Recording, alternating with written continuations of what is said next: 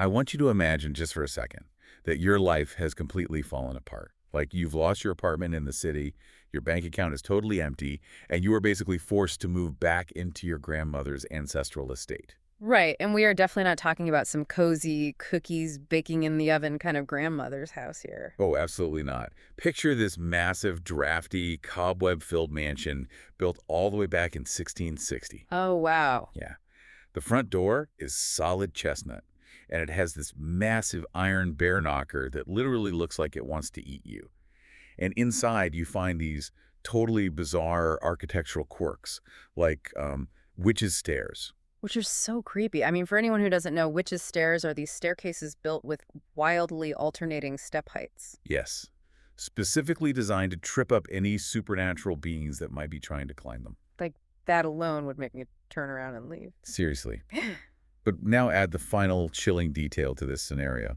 You're starting to suspect your new roommate in this awful house is a 300-year-old accused witch. It's just the ultimate nightmare living situation.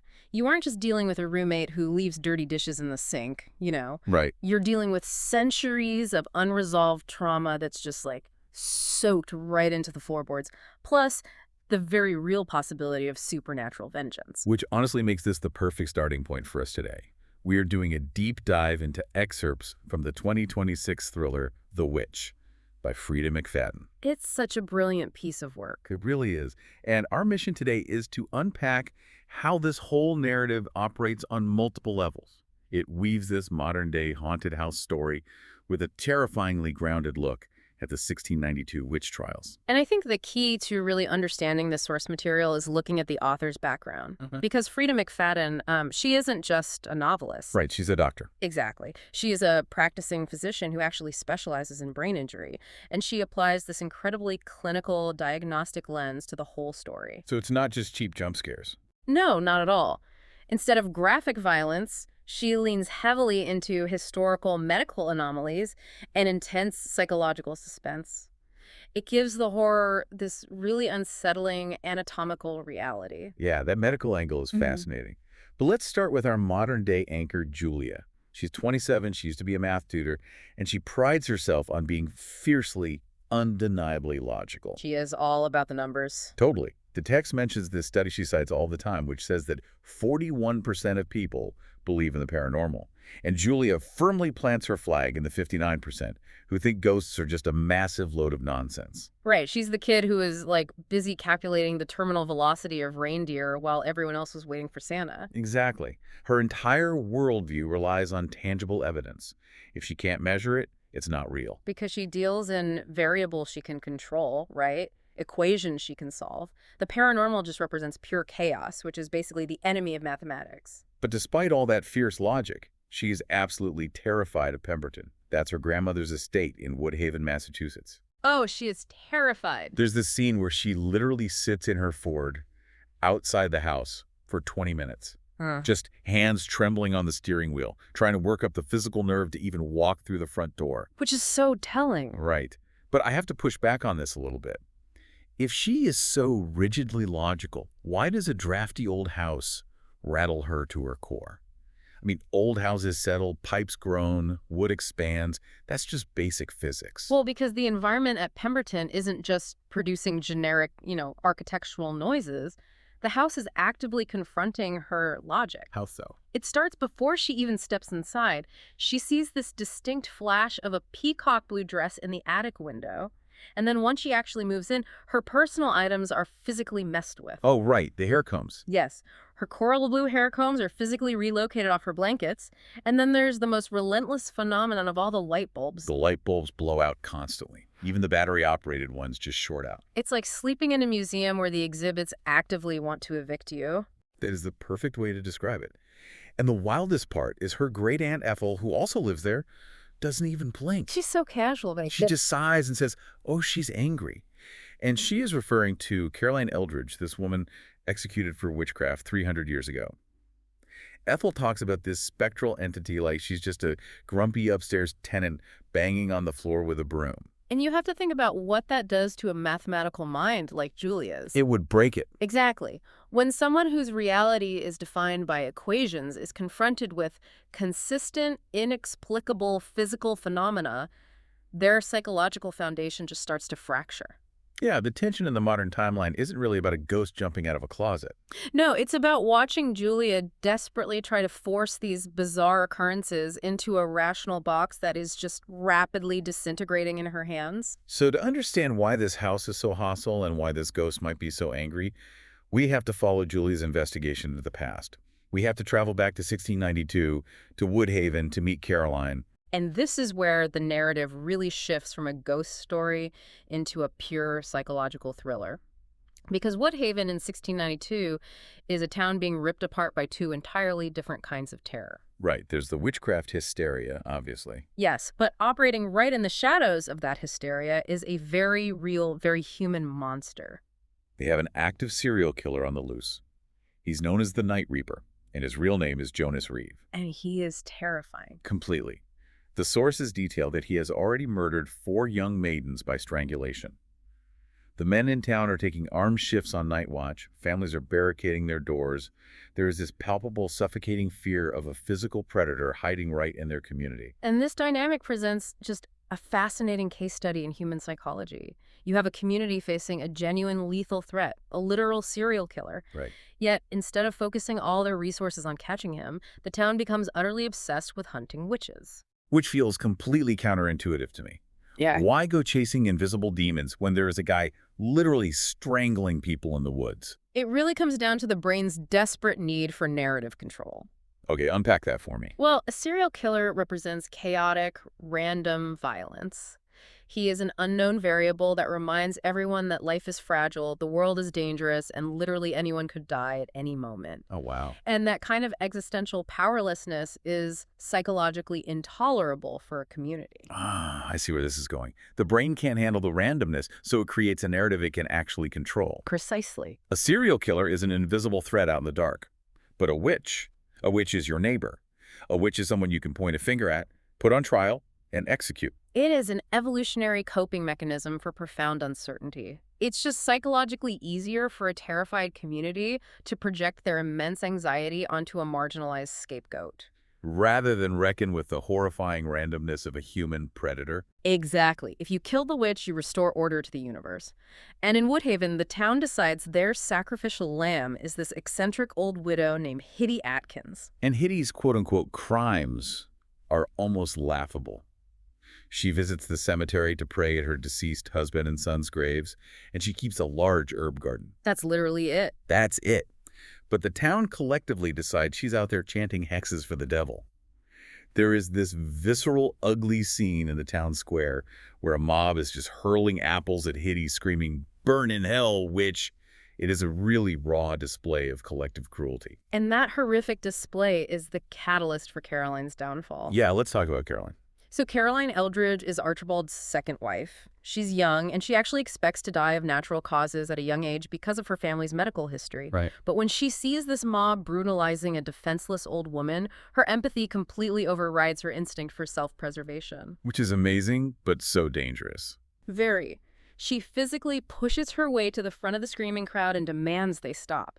She shouts that Hitty is innocent and would never consort with the Night Reaper. Which is incredibly brave, like you said, but tactically disastrous. By defending the scapegoat, she immediately absorbs the mob's paranoia. She becomes the next scapegoat. Exactly.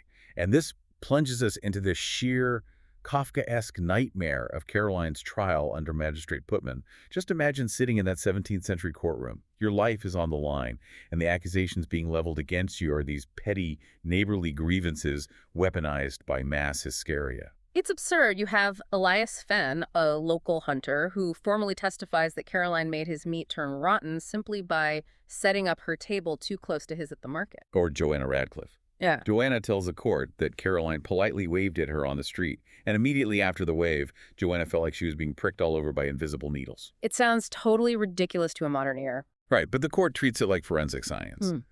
But I think the real gut punch of the trial comes from Caroline's own housemaid, Molly Howe. Oh, Molly's testimony is just a masterclass in opportunistic malice. Totally. Not only does Molly show up to the trial wearing Caroline's absolute best peacock blue dress, which she clearly stole from the closet the second Caroline was arrested, but she delivers the fatal blow. Yeah, what does she say again? She tells the magistrate she witnessed Caroline feeding the devil from a, quote, witch's teat in the kitchen. And the demonic entity she was referring to. It's Caroline's pet cat, Gideon. Molly claims she saw the cat transform into this hairy creature with the face of a man, the body of a monkey, and the legs of a rooster. It's wild. How does any court actually accept this as evidence? Well, it's permitted because of a terrifying legal doctrine that Magistrate Putman explicitly embraces, which is spectral evidence. Okay, we really need to break this down, because you have to explain spectral evidence to me like I am 5. It sounds completely impossible to defend against. That's because it is impossible. Essentially, spectral evidence is like letting someone sue you because they had a bad dream about you punching them. Wait, really? Yeah, and the judge just accepts their dream as physical, forensic proof of assault.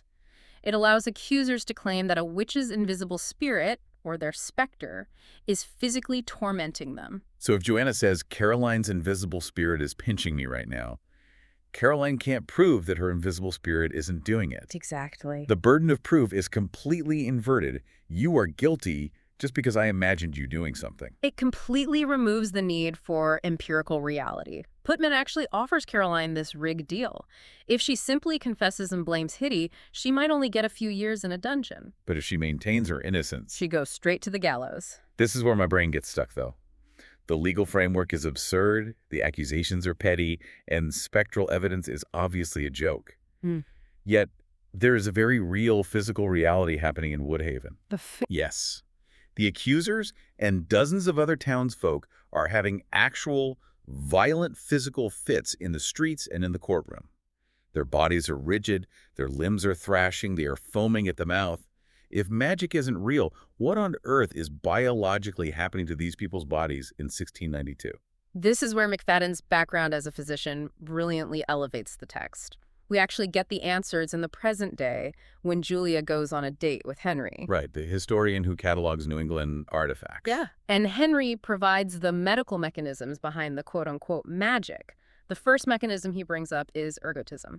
Okay, let's talk about ergotism. Henry explains that rye was a staple crop in New England, and following a brutally cold winter and a very damp spring, which the historical records show actually happened right before the trials, this grain can become infected with a specific fungus called ergot. And consuming ergot doesn't just make you a little sick to your stomach. No, it fundamentally hijacks your nervous system. Ergot alkaloids are chemically related to LSD. But they also cause severe vasoconstriction, meaning they restrict blood flow to your extremities. This creates a burning sensation so agonizing it was historically called St. Anthony's fire. That sounds horrific. It is. Furthermore, it is neurotropic. It attacks the nervous system directly, causing extreme muscle spasms, violent convulsions, and severe tactile hallucinations, like the feeling of thousands of bugs crawling directly under your skin. So Joanna feeling invisible needles pricking her wasn't a lie. She was actually feeling it. Exactly. You have this deeply religious, isolated population potentially experiencing mass involuntary hallucinogenic poisoning combined with severe nerve pain. It makes total sense that they thought demons were attacking them. It provides a purely biological cause for the chaos. But Henry introduces a second medical theory that is arguably even more relevant to the social dynamics of Woodhaven, which is conversion disorder. Let's unpack this one, because this honestly blew my mind. If ergotism is a hardware issue caused by a physical poison, conversion disorder feels like a software crash. That's a great way to put it. I imagine it like a computer circuit breaker just tripping.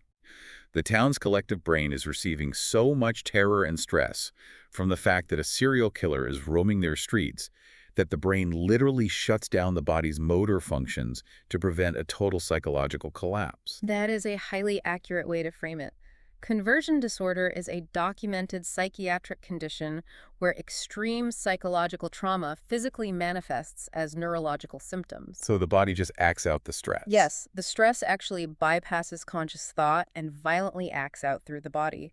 People can literally suffer non-epileptic seizures, blindness, or complete paralysis entirely due to overwhelming anxiety. Which makes sense. If you've ever had a panic attack, you know how intense physical stress can feel. Your chest tightens, you can't breathe, your hands go numb. Right. Now multiply that by an entire town living in mortal terror of the Night Reaper. Hmm. Henry notes this fascinating historical detail, too. During some trials, if the accused witch was brought over to physically touch the person having the fit would magically stop. Which completely dismantles the infectious disease theory. Exactly. A bacterial or fungal infection doesn't just vanish because someone touches your hand. But it makes perfect logical sense if the root cause is psychological. The power of suggestion caused the fit, and the power of suggestion cures it. What's truly terrifying is how the 17th century medical establishment views these symptoms. We meet Dr. Shaler, the town physician. He is called to treat a woman named Judith Hatch, who is burning up with a severe fever and falls into one of these violent shaking fits. Caroline is there, right? Yeah, Caroline is there, desperately trying to apply cold compresses to lower the woman's core temperature. Just basic sound first aid. But Dr. Shaler observes the convulsions and delivers his clinical diagnosis. He says, "'Tis no natural illness, 'tis the work of the devil." He literally views Caroline's attempt to cool the patient as interference with divine will. It's maddening. His prescribed treatment is to pull out an unwashed, blood-stained lancet and physically slice the woman open to bleed her. He's operating on the ancient medical belief that he needs to balance her humors. He is literally bleeding a feverish, convulsing woman to death, and he thinks he is doing God's work.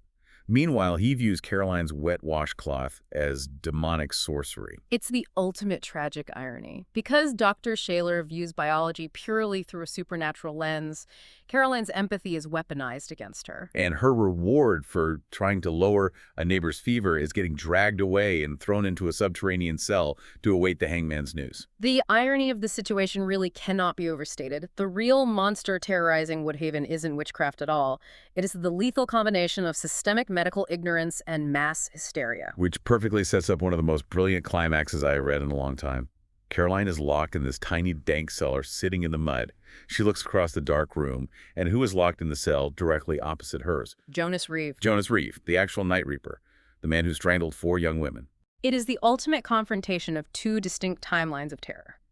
You have a genuinely innocent woman, condemned for imaginary crimes, locked face-to-face with a genuinely guilty monster, condemned for horrific physical crimes. But the power dynamic between them flips everything we expect on its head. Oh, completely. Because Jonas is terrified of her. The actual physical serial killer is cowering in the corner, scared of a young woman whose biggest crime was defending a widow. Well, and it goes deeper than just a simple misunderstanding. Before Hitty Atkins was executed, she had a brief interaction with Jonas. Oh, right. I forgot about that. Yeah. Whether it was a desperate attempt to protect her friend Caroline or just a final act of spite against the town, Hitty planted a seed. She told the serial killer that Caroline was an immensely powerful, ancient witch. She convinced him that Caroline was the one laying the hexes. Exactly. That she was causing the fits and was far more dangerous than anyone realized. And Jonas buys it. Hook, line, and sinker. He's screaming at her from across the cellar, pointing a trembling finger, absolutely convinced she is quietly mumbling hexes to summon the devil right into his cell. And right in the middle of his panicked ranting, the unimaginable happens. Jonas suddenly freezes. Oh man, this part is so good. His body goes completely rigid, his eyes roll back, and he drops to the stone floor with a violent thud. He falls into a violent shaking trance. He begins to foam at the mouth. It is the exact same physical fit that Judith Hatch experienced. The exact same symptoms the town used as empirical proof of witchcraft. And it happens right as Deputy Strickland comes down the stairs with the lantern to bring them flour. Strickland watches the serial killer convulsing on the floor, and he looks at Caroline. Strickland's mind instantly applies the town's logic. Caroline is actively bewitching Jonas right in front of his eyes. He is terrified. He fumbles with his heavy iron keys, trying to unlock Jonas's cell, desperate to break the witch's spell and save the killer. But here's where we must really ask, was the fit real? Was it brought on by Jonas's overwhelming conversion disorder level terror of Caroline? Or was it a calculated ruse? Right, because the moment Strickland opens that cell door, the fit vanishes. Jonas grabs a heavy, jagged paving stone he had secretly dug free from the floor using his boot buckle, and he bludgeons the deputy. He just knocks Strickland out cold. Mm-hmm. Jonas grabs the keys, but he doesn't just run up the stairs to freedom. He crosses the room, unlocks Caroline's cell, and forcefully drags her out with him. And he isn't saving her out of the goodness of his heart. Not at all. He genuinely believes she is a master of the dark arts, and he wants her supernatural protection as he vanishes into the New England wilderness. It is such a profound commentary on how belief shapes reality. Jonas's absolute belief in Caroline's magical power dictates his physical actions, effectively making the quote-unquote magic real in its consequences. Her supposed demonic power becomes the very physical mechanism that saves her from being hanged. She escapes the noose. But we still have to resolve the haunted house in the present day. What is the ultimate resolution for Julia, sitting in her car, terrified of the ghosts of Pemberton? The resolution comes in the form of a stark forensic discovery. The police are eventually called to Pemberton to dig up the backyard, searching for human remains. And they find them. But it's not just one set of bones. The police unearth 3 distinct skeletons. One is quickly identified as Great Aunt Ethel, who recently passed. But the other 2 skeletons are buried much deeper. Right. Forensic anthropology estimates they are 300 years old. One is male, one is female. And this discovery completely shatters the accepted historical narrative, because local legend, driven by paranoia and the surviving townspeople, recorded that Caroline Eldridge was either burned at the stake or died in a mysterious fire shortly after her escape. But history is written by the people who survived to write the town charter, right? If those 2 skeletons belong to Caroline and Jonas, well, it means their escape into the woods was short-lived. It means they never really left Pemberton. The deeply empathetic, misunderstood woman and the violent, chaotic serial killer ended up dead and buried together in the backyard of the estate. And Caroline's spirit has been trapped there, vibrating with completely justified anger, blowing out light bulbs and throwing hair combs for 3 centuries. When we pull back and look at the architecture of McFadden's narrative, the core insight is chilling. Yes, we possess modern medicine today. We understand ergotism and conversion disorder. We don't legally execute people for keeping herb gardens anymore. Exactly. But the underlying psychological mechanisms, that desperate need for a scapegoat when we feel powerless, they really haven't evolved past 1692. We still crave narrative control. When the world feels too chaotic or too random or too dangerous to process, our brains still actively look for a witch to point a finger at. We absolutely do. We still enthusiastically rely on our own modern versions of spectral evidence like unverified rumors, manipulated videos, viral outrage to condemn people in the court of public opinion before any empirical facts are ever established. The Night Reaper might be a ghost of the past, but the deeply ingrained evolutionary fear that built the witch's stairs is still very much active in our modern psychology. So I want to leave you with a different kind of thought experiment to chew on today. Think about those 2 skeletons, buried side by side in the dirt behind Pemberton.